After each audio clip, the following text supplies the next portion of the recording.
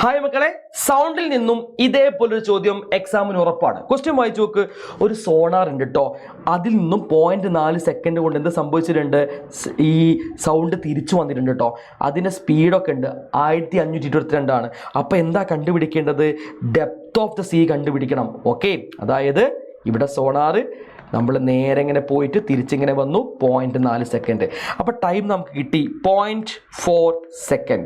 Velocity കിട്ടി 1522. എന്താ കാണേണ്ടത്? ഡി.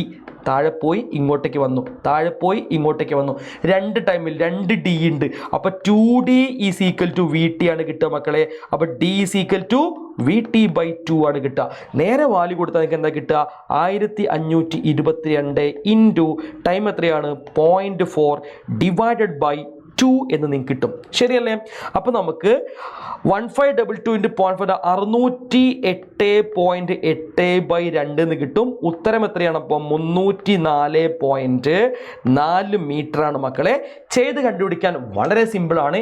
ഈ ചോദ്യം എക്സാമിന് ഉറപ്പായിട്ടും വരും. ബാക്കി നമ്മൾ ഇന്ന് രാത്രി ലൈവിൽ പറയും.